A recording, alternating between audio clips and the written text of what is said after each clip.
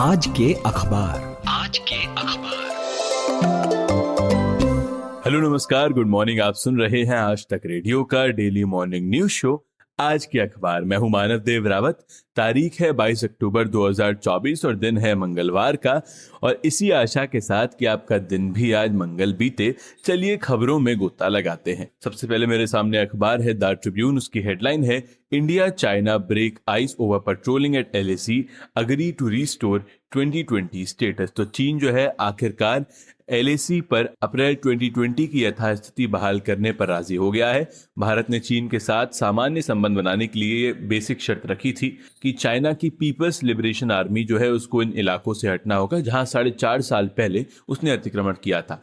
भारत की इस बड़ी सफलता की घोषणा विदेश सचिव विक्रम मिस्री ने प्रधानमंत्री नरेंद्र मोदी की रूसी शहर कजान के ब्रिक्स शिखर सम्मेलन के लिए रवाना होने की पूर्व संध्या पर दी। और इस शिखर बैठक में चीनी राष्ट्रपति शी जिनपिंग आ रहे हैं। यानी इस पूरे समझौते से चीनी राष्ट्रपति शी जिनपिंग और भारतीय प्रधानमंत्री नरेंद्र मोदी की मुलाकात का रास्ता खुल गया है। विदेश मंत्री एस जयशंकर और राष्ट्रीय सुरक्षा सलाहकार अजीत डोभाल की चीन के विदेश मंत्री वांग यी से दो बार बैठक हुई थी। विदेश मंत्री ने प्रधानमंत्री के ब्रिक्स कार्यक्रम का ब्यौरा देने के लिए आयोजित ब्रीफिंग में दोनों देशों के बीच गश्त पर सहमति बनने की घोषणा की। लेकिन ये सब इतनी आसानी से नहीं हुआ है, क्योंकि दोनों देशों के सैन्य कमांडरों के बीच 21 दौर और राजनयिकों के बीच WMCC यानी working mechanism for consultation and coordination के तहत 31 दौर की बैठकें हुई हैं, जिसके बाद वो इस फैसले तक पहुंचे हैं। अगली हेडलाइन की ओर बढ़ते हैं तो द हिंदू अखबार में मुझे एक हेडलाइन नजर आती है, NIA begins probe into Kashmir attack, militants elusive. तो जम्मू कश्मीर के गांदरबल जिले में जो हमला हुआ था उसके बाद से डॉक्टर और 6 मजदूरों की हत्या के बाद आम लोगों में गम और गुस्सा है। रविवार को आतंकवादियों ने अंधाधुंध गोलीबारी कर इस हत्याकांड को अंजाम दिया था। कल इस कांड को लेकर लोगों में तीखी प्रतिक्रिया दिखी है। इस घटना से नाराज जम्मू और घाटी के लोग सड़कों पर उतर आए हैं और आतंकी हमले में मारे गए लोगों की अंत्येष्टि के दौरान श्रद्धांजलि देने वालों की भीड़ उमड़ आई थी। प्रोटेस्ट करने वालों ने आतंकवादियों के जल्द से जल्द खत्म होने की मांग की है और हमले के लिए सीधे तौर पर पाकिस्तान को जिम्मेदार ठहराते हुए दावा किया है कि ये जम्मू कश्मीर में शांतिपूर्ण विधानसभा चुनाव और निर्वाचित सरकार के गठन के बाद आतंकवादियों के बीच हताशा का नतीजा है। वहीं जम्मू कश्मीर के LG मनोज सिन्हा ने कहा है कि ऐसा बदला लेंगे, आतंकवादी याद रखेंगे। नेशनल कॉन्फ्रेंस अध्यक्ष फारूक अब्दुल्ला ने कहा, कश्मीर कभी पाकिस्तान का हिस्सा नहीं बनेगा। वहीं आतंकवादी हमले के एक दिन बाद यानी कल CRPF और पुलिस ने क्षेत्र में बड़े पैमाने पर तलाशी अभियान शुरू कर दिया है। साथ ही NIA यानी राष्ट्रीय जांच एजेंसी के अधिकारियों ने घटनास्थल से एविडेंस इकट्ठे करने शुरू कर दिए हैं। इन्वेस्टिगेशन जारी है। वहीं पिछले एक हफ्ते से बम धमकियों का मिलना अब एक आम बात हो चला है, जिसको लेकर आज एक बड़ी हेडलाइन मुझे नजर आ रही है पायनियर अखबार में। हेडलाइन कहती है, hoax threat caller to have a rough landing ahead.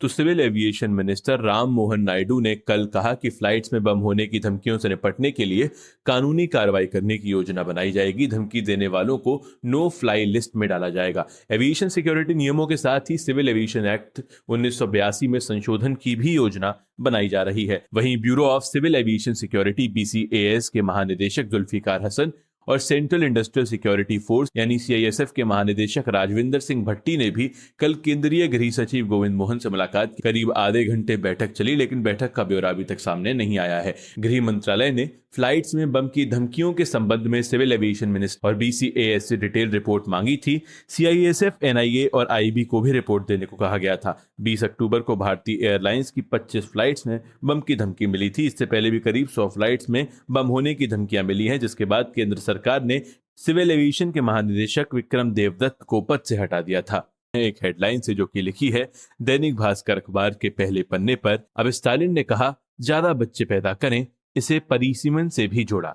Andhra Pradesh के मुख्यमंत्री एन चंद्रबाबू नायडू के बाद अब तमिलनाडु के CM MK स्टालिन ने भी आबादी बढ़ाने की वकालत की है। स्टालिन ने एक कदम आगे बढ़ते हुए ज्यादा बच्चे पैदा करने को लोकसभा सीटों के परिसीमन से जोड़ा। दक्षिण भारत के एक और बड़े राज्य के मुखिया के इस बयान के बाद अब नई बहस शुरू हो गई है। एक सामूहिक विवाह समारोह में स्टालिन ने कहा कि लोकसभा परिसीमन प्रक्रिया से कई दंपतियों के 16 बच्चों की कहावत की लौटने की उम्मीदें हैं। स्टालिन इस दौरान एक तमिल कहावत का जिक्र कर रहे थे, पहले बुजुर्ग नवविवाहित जोड़ों को यही आशीर्वाद देते थे। इसमें 16 बच्चों नहीं 16 तरह की सुख समृद्धि अर्जित करने का आशीर्वाद होता था, जिसमें प्रसिद्धि, शिक्षा, धन, वंश, स्वास्थ्य आदि हैं। स्टालिन ने कहा, धीरे धीरे लोग खुशहाली के लिए परिवार छोटा रखने के महत्व को समझने लगे हैं। डीएम के प्रमुख स्टालिन ने जनगणना और लोकसभा परिसीमन प्रक्रिया का जिक्र करते हुए कहा, अब नवविवाहित जोड़े कम बच्चे पैदा करने का विचार त्याग सकते हैं, जैसा कि लोकसभा निर्वाचन क्षेत्र में कमी का परिदृश्य है। ये सवाल उठता है, हमें खुद को कम बच्चे पैदा करने तक सीमित क्यों रखना चाहिए। बात आई है परिसीमन प्रक्रिया की, तो लोकसभा सीटों की परिसीमन प्रक्रिया 2026 में शुरू होगी। वर्ष 2029 तक आम चुनाव 78 बड़ी सीटों के साथ हो सकता है। परिसीमन का आधार आबादी है। परिसीमन का मतलब डिलिमिटेशन आप कह सकते हैं, यानी जो कॉन्स्टिट्यूएंसीज का दोबारा से बांटा जाता है उसमें उसे परिसीमन कहते हैं। इसलिए दक्षिणी राज्यों को दिल्ली में ताकत घटने की चिंता है। यही कारण है कि दक्षिण भारतीय राज्य जनसंख्या आधारित परिसीमन का विरोध करते रहे हैं। इससे पहले चंद्रबाबू नायडू ने कहा था कि दक्षिणी राज्यों में प्रजनन दर गिरकर 1.6 हो गई है, जो कि राष्ट्रीय औसत 2.1 से काफी कम है। उन्होंने कहा कि अगर इसमें और गिरावट आती है तो 2047 तक बुजुर्गों की संख्या बहुत ज्यादा बढ़ जाएगी। आंध्र के कई गांवों में केवल बुजुर्ग ही बचे हैं, कुल आबादी शहर चली गई है। वहीं एक बड़ी हेडलाइन देखने को मिल रही है टाइम्स ऑफ इंडिया अखबार के फ्रंट पेज पर। हेडलाइन है, cities air is now very poor, grab 2 measures imposed. तो दिल्ली एनसीआर में लगातार बढ़ रहे वायु प्रदूषण की स्थिति को देखते हुए commission for air quality management ने कल ग्रेडेड रिस्पांस एक्शन प्लान यानी जीआरएपी ग्रैब के फेज 2 की पाबंदियों को लागू करने का आदेश दिया है। कल दिल्ली का एक्यूआई जो है वो शाम 4:30 बजे करीब 310 के पार गया था, जो कि बहुत खराब की श्रेणी में आता है। जिसके बाद सीक्यूएम की बैठक में समीक्षा करते हुए दिल्ली एनसीआर में ग्रैब 2 की पाबंदियों को लागू करने का आदेश दिया गया। देखिए, दिल्ली एनसीआर में पहले से ही ग्रैब 1 की पाबंदियां लागू हैं और अब इसके साथ साथ आज सुबह 8 बजे से जैसे हम बात कर रहे हैं वहां ग्रैब 2 की पाबंदियां भी सख्ती से लागू कर दी जाएंगी। इसके तहत अब दिल्ली एनसीआर में 10 साल से ज्यादा पुराने डीजल और 15 साल से ज्यादा पुराने पेट्रोल वाहन नहीं चल सकेंगे। साथ ही डीजल जनरेटर सख्ती के साथ बैन रहेगा। पार्किंग शुल्क बढ़ा दिया गया है। ऐसा इसलिए ताकि लोग अपने प्राइवेट वाहनों का इस्तेमाल कम करें और बस और मेट्रो से यात्रा करें। वहीं लोगों से अपील की गई है कि वो अपने वाहनों के इंजन की ट्यूनिंग करवाएं, टायर का प्रेशर ठीक करें और पीयूसी सर्टिफिकेट जरूर बनवाएं। तो ग्रैब 2 के तहत कुल 12 तरह के एक्शंस पर जोर दिया जाएगा। इनके बारे में आपको बता देता हूं। पहला तो ये कि वैक्यूम मशीन के जरिए रोजाना सड़कों की सफाई की जाएगी। दूसरा, ज्यादा एक्यूआई वाले क्षेत्रों में सड़कों पर पानी छिड़का जाएगा।